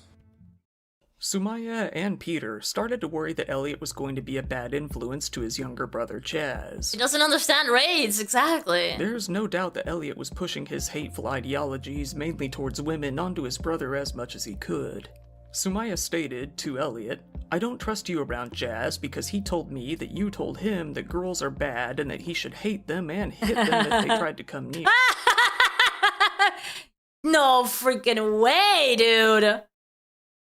You told your younger brother that you should hit them if they come close? Dude, that's While crazy. having these problems at home, Elliot's time at Crespi only got worse. Some kids he knew from his old school had already told the students there about how weird he was, denying him the fresh start he wanted. They ridiculed him for being afraid to talk to girls, calling him all manner of homophobic slurs. People began stealing his belongings in order to force him to try and fight, only to laugh at how small and weak he was. Elliot was defeated. He began hiding in quiet corners of the school to avoid people, even taking the long route while walking around the school just to avoid being spotted. At this point, his parents became very concerned. Winter break came along. This was when Elliot had an awakening. He discovered how to touch himself. It became an addiction. It's over now, guys. It's over now. He figured it out. He figured it out. With this addiction came an addiction to looking at women on the internet. Surprisingly, Elliot didn't even know how to find porn. He was still very naive. Instead, he would browse normal websites until he found pictures of cute girls. That's how you start. Wrote, I developed a very high sex drive, and it would always remain like this. This was the start of hell for me. Going through puberty utterly doomed my existence. So rough. Another traumatizing experience. How is he going? Oh, you'll see. Me to live a life of suffering and unfulfilled desires. Unfulfilled desires. That's how it's women's fault, Azakel. At that young age, I felt depressed because I wanted sex, yet I felt unworthy of it, and so my starvation began. The boys at school only made matters worse, talking about sex constantly. Some of them even told Elliot that they were already sexually active themselves, bragging to him about their conquests. Elliot was dumbfounded at being told this. He didn't know whether or not he should even believe it. After all of the bullying and the bragging, Elliot felt small, weak, and worthless. He began to cry at school every single day. He completely withdrew into online games, feeling that they were the only thing he had to live for. His grades absolutely tanked. Despite his mom moving into a much nicer home with a pool, Elliot was beyond even caring. He walked right past it on his way home to go play some games. One day at school, Elliot was in PE class when another student bragged to him about sleeping with his girlfriend. Elliot called him out, saying that he didn't believe him. This was when that student presented him with an audio recording of the act, smirking while doing crap. so. Okay. Then Elliot was called into the office. His mom was there to take him home. He burst into tears, telling her what had happened. From that day on, he would never return to that school again. Elliot Another traumatizing event for him. Someone shared an audio recording of the guy having sex with a girl, and it was just so unbelievable that he suffered another traumatic event. felt relieved that his parents were pulling him out of school, but that feeling would not stick around for long. He heard some terrible news. He would now be attending Taft High School, a school with much more students than Crespi, a school with girls. He was intimidated, but more than that, he was terrified. Elliot hated every second of his time at Taft. Every day, he would beg his parents not to make him go. He started refusing to leave the car, forcing his father to drag him out. The bullying only continued. Elliot still continued to dress as if he were wearing the uniform from middle school, mainly polo shirts and khaki pants and nothing else. That, combined with being a late bloomer, he immediately became a target. Some people would slam him into lockers. Others would insult him in front of the hot girls in order to humiliate him. When the girls would laugh at this, he began to hate them. This was when he began to wonder if this is how all girls really are. On his second week of school at Taft, Elliot had a complete breakdown in front of his mom. He cried all the way to school. Afterward, Chin finally caved. She took him to a cafe instead of school and sat him down to talk. He explained his experience at these two schools, and she was appalled. She drove him to his dad's house so they could all discuss how to move forward. They came to the conclusion to take Elliot out of school for the time being. For a month, they tried to work out what they were going to do. Elliot took this month to completely immerse himself in World of Warcraft and close out the outside world. Elliot's parents decided to take him to what are called continuation high schools, in which you study for 3 to 4 hours a day at a school-like environment and then spend the rest of the day studying at home. Elliot ended up at Independence High School, where he continued this program. He mainly enjoyed it because it meant less time at school and more time online. Elliot's father, Peter, was starting to have troubles of his own. His career was on the downturn. He decided to put all of his eggs into one basket, setting out to make a documentary called Oh My God, in which he would interview people all over the world about their opinions on religion. He felt that this would be his biggest break yet, but that would not be the case. When he left to travel the world, he hired a new nanny and gave Elliot's room to her. He then left 5 hours Elliot a while. and Sumaya, forcing them to live together on the same floor of the house. Elliot and Sumaya began to argue every time he had to stay there. Movie night. No, we have to watch Valentine's tonight. We have to watch the Valentine's movie. He hated that Sumaya romance made him do horror, right? chores and took away his laptop if he refused. He felt that she was trying to take away his last bit of happiness in the world. Oh He no, was the even nanny was actually disciplining him. further enraged when his father came back home. Oh no, what is a woman? Was it a woman? A woman nanny? Probably. Oh crap, that's even worse. And didn't prevent her from taking it away. That summer, Elliot would go on to meet Honestly, you're not wrong. Like, when they all sat together to try to figure out what to do with Elliot next, therapy should have been one thing that they should have discussed, but no. someone he would hate for the rest of his life, Leo Bubenheim. The Bubenheim Bubenheim. Sorry, what? Himes had just moved into town from Germany. Yeah, a girl taken away as well. Like, that's like very sensitive dynamic, dude. Elliot was furious that, after such a short time, Leo already had a lot of friends in America. Leo was everything he wanted to be but couldn't. Tall, handsome, blonde, and good at skateboarding. The Bubenheims would often throw house parties. The At one of Bubenheims. these parties, Jazz, still a tall Yeah, who doesn't want to go to a Bubenheim party, you know?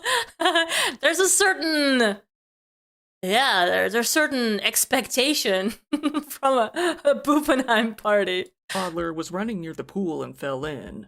None of the adults noticed. Shut up. You're laughing right now, sir. Elliot panicked, but jumped into the pool and saved him. Jazz did cough up some water, but told Elliot he felt fine. Elliot was happy that he was able to save his life and took pride in the fact that Jazz continued to remember that. Oh. That summer, Philip went on He vacation, saved us, but Elliot was content to play with his younger brother Jeffrey. That is, until Jeffrey told him that he had gotten a girlfriend. No, his younger brother got a... Oh, no, wait, I mean, a friend got a girlfriend before him? Elliot was extremely jealous and tried to block it from his mind, but he couldn't handle the fact that someone he saw as beneath him realistically might have sex. Oh, Elliot no. started to get an image in his mind of the girl he needed, a hot, blonde bombshell. He would settle for no less. Of course. He began to fantasize about this ideal woman so much that he felt as if he had an imaginary friend. Peter Rodger's financial situation was getting worse all the time. He had to cut off child support payments to Elliot's mother, leaving her with no choice but to move out of her nice house. Elliot was happy that she knew a man named Rob Lemelson, as he was able to give her a good job and enough money to keep up their lifestyle. However, Elliot was not happy with their new neighborhood. It was located in Canoga Park, which Elliot reviled as being low class. But he felt his social standing already couldn't go any lower regardless, and accepted it. Chen was making more connections within the entertainment industry, leading to her and Elliot getting invited to the red carpet premiere of Indiana Jones. Dude, stop. Seriously? And the Kingdom of the Crystal Skull. Although he really hated the movie, he did appreciate the bragging rights that came along with going. He told his teachers about the event and was happy to see their surprised reactions. Around this time, Elliot's father took in an exchange student, a boy from France named Max. Elliot... Oh no, an exotic guy. Gonna have more success with girls than him for sure. Actually liked him a lot and they often hung out. But he started getting into arguments with Sumaya again, which embarrassed him in front of his new friend. A few days after one particularly big blowout, Max returned to France and never came back again. Oh, Elliot snap. was very sad to see him go. Elliot's family continued to frequent the Bubenheims' parties, where he became even more jealous of Leo. This peaked when he saw Leo kissing a girl, despite him being a few years younger than Elliot. Leo's sister, Polina, even invited her friends over, a group of good-looking girls and boys. They were the popular kids.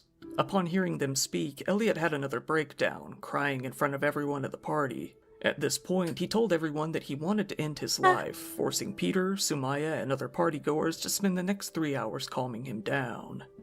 Elliot felt powerless. He devoted more and more time to gaming, playing World of Warcraft for up to 14 hours a day, every day. Whoa! But then some good news finally came. Max was inviting Elliot to come visit him in France for a few weeks. Elliot, afraid, almost said no, but Peter convinced. Dude, how is he how he is, and he still gets every opportunity granted to him? The kid invites him to go to Europe? Dude, it is just insane! Insane! Him to go. Elliot did want to see Max again, so he decided to go for it. He met up with Max, partied, was introduced to his friends, drank, spoke to girls, everything. He felt that, if only for a few weeks, he got a taste of the life he had always wanted. Despite being extremely jealous of Max, Elliot liked him, admired him, even. How? Returning to the US after getting a taste of the good life only made Elliot just that much more depressed. He got more lonely and, in turn, even more angry. Even World of Warcraft wasn't taking the pain away anymore. Even while playing, he often felt lonely, crying while playing in the middle of his games. He started to spend less and less time playing as his anger took over. I began to have fantasies of becoming very powerful and stopping everyone from having sex. Oh my god, he's so salty, dude! He's so salty! I wanted to take their sex away from them, just like they took it away from me. Oh, yeah. I saw sex as an evil and barbaric act, all because I was unable to have it. This was the major turning point. My anger made me stronger inside. This was when I formed my ideas that sex should be outlawed. It is the only way. I ain't getting any sex, So nobody is getting any sex. It's now outlawed. Nobody gets any. Way to make the world a fair and just place. Yeah, it's only fair nobody else gets sex. If I can't have it, I will destroy it. Yeah. That's the conclusion I came to, right then and there. Makes sense. I have an exceptionally high level of intelligence. I see the... He has an exceptionally high level of intelligence. That's how he can reach. That's how he can reach the conclusion that sex should be outlawed. Only he can see the benefits of this, you know? Because he is just that smart. You guys can't reach why this is necessary, but trust him. He is just exceptionally high level of intelligence that, you know, so you just gotta trust the smart guy. The world differently than anyone else. Because of all of the injustices I went through and the worldview I developed because of them, I must be destined for greatness. I must be destined to change the world, to shape it into an image that suits me. I became a new person, furiously driven by a goal. My torment would continue, but I had something to live for. I felt empowered. Peter's documentary finally released, and it completely bombed. It was only released in a few theaters across the United States, and very few people even went to those screenings. After investing all of his money into this venture, he got no return. He fell into a financial rut and would continue to be stuck in it for quite some time. That's rough. Now I have a problem, guys. This documentary is 3 hours and 25 minutes long, and we have only like 10 minutes left of the stream. What do we do? What do we do? Do we make a part 2 or something? Do we make a part 2? Because this is all very interesting, because I could just skip, but I feel like we shouldn't skip. Yeah, we should make a part 2. So I'll keep this going for as much as I can, and then we'll do a part 2. He often told Elliot and many others that he was in a crisis, a word that would come to drive Elliot completely crazy. Elliot decided to put forth the extra effort at his you guys agree with me. Thank you, guys. Thank you. New high school to graduate early, which he was able to do, graduating a few months before the normal date. He spent so much time on homework that he wasn't even playing Warcraft anymore, feeling satisfied that his addiction was over. Not only that, school was over. He never had to worry about high school ever again. However, this only gave him that much more time. Is that where we're at already? Holy crap! He's gone through. What's at 20 times speed? No, it's just all too good, you know? To think, to seethe in his anger. Elliot continued on a downward spiral that only he knew about. His family was none the wiser, despite his frequent breakdowns, constant crying, lack of social life, and self-proclaimed misery. Elliot started to frequently walk around the city, deep in thought, reflecting on how hopeless and unfair he felt his life was. When he saw young couples on these outings, he would often become furious. Sometimes he would even record his reactions, behaving similarly to how he behaves in this video. I'm so angry right now. I was enjoying a peaceful time at this beach park, and what comes to sit in front of me? A young couple, a guy with his hot girlfriend. I mean, who do they think? Yeah, he wouldn't focus on the couple if she wasn't hot. It's a very important distinction. If she were ugly, he would not have a problem with that. But it's very important to remember that she's hot, okay? I think they are coming here, sitting in front of me to make me feel jealous. Yeah, they're doing it on purpose, man! They're doing it on purpose to make me feel like a loser. Oh my god, how dare all these couples, man! This is the reason why I hate the world. This is getting too out of hand. I can't go anywhere anymore without seeing these young couples getting jealous and, you know, having them remind me of what I'm lacking in life. I mean, how can I feel a sense of pride when I go out, knowing that I'll see guys with their girlfriends? I mean, look at them. Who do they think they are?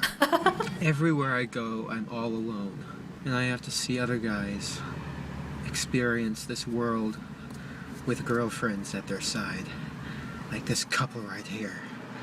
I hate them. Everyone probably sees me alone and then sees that guy with his girlfriend, and they think that he's better than me because a girl chose him over me. I hate them. Elliot's parents slowly came to realize that he was, in his own words, becoming a radical. They began to work together to piece together a plan to improve his life for the better. Elliot felt that they were only trying to devise a way to get rid of him, though. These claims were validated in his own mind when they decided to send him back to Morocco one more time with Sumaya. However, it's more likely that his father, after seeing how open and social he was the last time, thought this might bring him back to life a little. Elliot, though, was in disbelief at the idea. He wanted to flee, but he didn't even know where he would go. He just couldn't fight the sense of panic. They already had the plane ticket ready to go, and he was set to head out in a few days. He tried throwing a tantrum in front of his mother once again, but this time it didn't work. Not knowing what else to do, Elliot stated that he was going to go on a short walk before the flight. Once he left the front door, he took off running at full speed. Once he saw Peter behind him, chasing him down, he gave up and collapsed to the ground, defeated. He twisted his head toward the ground, He couldn't even run from his flight? That's rough, dude. He left the house and he couldn't even run from his dad. acknowledging that he had lost this battle. Sumaya pulled up in the car and both parents took him home. He had failed. He was going to Morocco after all. Elliot would call this experience one of the worst in his entire life. The flight was only him, Sumaya, and Jazz, who was only 4 years old. Jazz continuously cried and vomited on the plane, putting Sumaya into a bit of a bad mood, which rubbed off on Elliot. He wanted to die on this flight. Elliot couldn't enjoy his time abroad at all. All he wanted was to return home. This was when he got an idea, a small bit of hope. He was going to email his mom continuously from an internet cafe until she agreed to let him come home. He told her how much he hated it there and how often he cried. He begged her for one more chance to better his life. Is he really 18 at this point? And acting like this? Really? These emails have since leaked. Ooh. Dear Mom, I am writing to you from a cyber cafe because the internet they have does not work from my computer, so I can't use it. Yeah, I'm such a victim. My internet doesn't work from my computer. Mom, the pain I am going through right now is unbearable. I had a horrible trip here. Traveling with Sumaya is hell. Sumaya has told me things that shook me to the very core. She said you plan on forcing me to stay here for a whole year, that there is no return slip, and that you lied to me about my freedom to return home when I want, which is now. How can you lie to me, Mom? I cannot trust anyone. I feel so alone. I feel like the main reason I am here is so you both can be rid of me. Mom, I am speaking from my heart. I know I made mistakes in the past, but if you come and take me home, I will try so hard to turn things around. Please give me a second chance at life. I promise I will be nice to my sister and do everything I can to prove myself. Please come and take me home. You will even see for yourself that this place is not right for me. I will even pay for it with all the money I have. Please do this one thing for me, Mom, or even book me a ticket home, and I will comp myself.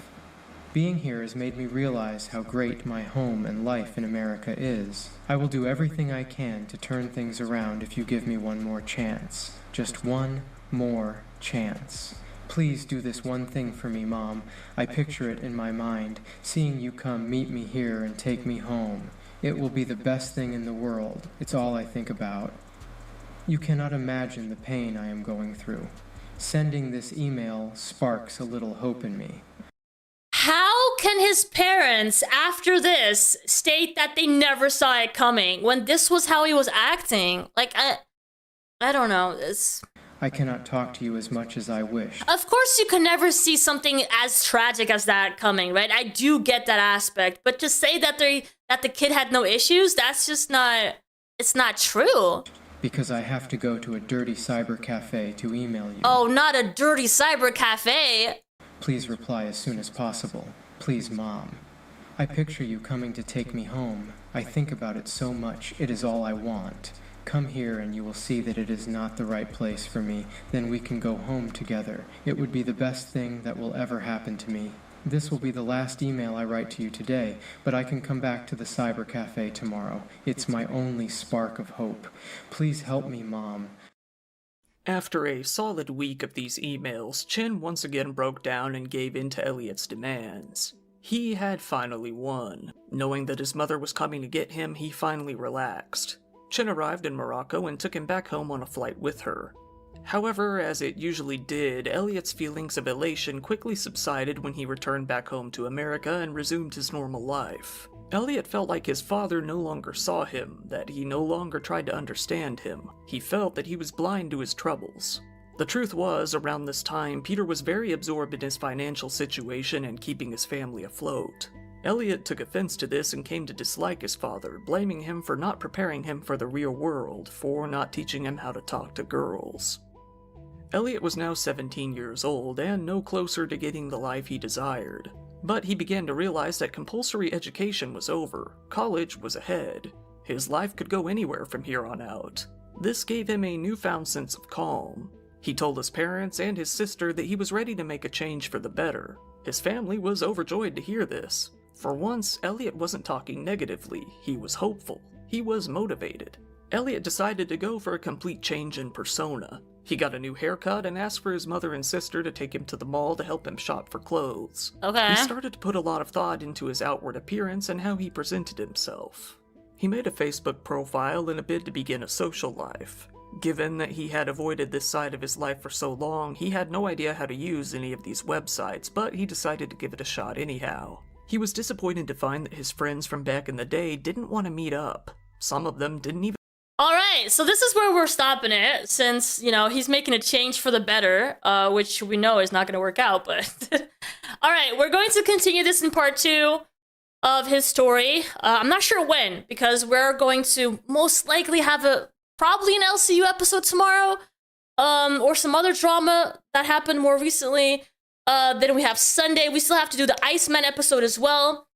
We have a full Iceman episode prepared for you guys, which is also extremely interesting, which we have to do soon. But this is our end of the True Crime Week that we did. I hope you guys enjoyed that. I'll be back tomorrow. Tomorrow is going to be at 6 p.m. So 6 p.m. EST. Is this fanfic? How they actually write? Dude, this is not a fanfic. This is real. That's why it's called True Crime. This guy was real and he did a lot of very bad things. This is a very interesting story that will continue on part 2. So please come back for part 2. Yeah, he goes on to do some really, really bad things. Thank you. I'm so glad, Troy. I'm so glad. We have 2 streams tomorrow, by the way. Let me just get over here. We have 2 streams tomorrow. I have my gaming stream at 2 p.m. EST. Then we have spoilers. Then we have our drama stream at 6 p.m. EST. And then, as always, on Saturdays, we have a community night coming up as well. You guys are welcome to join that if you have access to the voice chats. Let me just post in the chat the gaming channel in case you guys are not subscribed over there. I've been doing some Dead by Daylight, some Arc Raiders, the trials that I have not been participating in this week. So yeah, we have a lot to game as well. We are going to be watching a movie tonight, like a romance horror. I'm thinking like maybe in an hour. Would that work for you guys? An hour? An hour maybe? Hour? Happy Friday the 13th! Exactly! It is Friday the 13th. Nothing too crazy happened so far. We're gonna be doing a romance horror on the Discord in about an hour, I would say. But I'll let you guys know on there what we're gonna do exactly, what time we're gonna start, and what movie we're gonna be watching, because I still have to set that all up. But I'll see you guys tomorrow. Tomorrow, again, 2 streams and community night. 1 stream, gaming stream at 2 p.m. EST, 1 drama stream at 6 p.m. EST, and then community night at around 8 p.m. EST over on the Discord. Alright, guys, thank you again for watching. Let me see if I can redirect towards anybody. Who's on right now? We got One Buff Weeb, we got Rastov. Let's go say hi to One Buff Weeb. I need to follow more people, I keep saying this. Alright, guys, see you tomorrow, or see you around Discord. Bye, everyone. I'm glad you guys enjoyed it. Don't forget, we have part 2 coming up. We need to tell the rest of the story. Otherwise, you know, you gotta, this is just the beginning. There's a lot more to it. So definitely show up for part 2. It might be either Sunday or Monday or throughout the week next week. But please keep an eye out on the notifications. Bye, everyone. Night-night. Bye.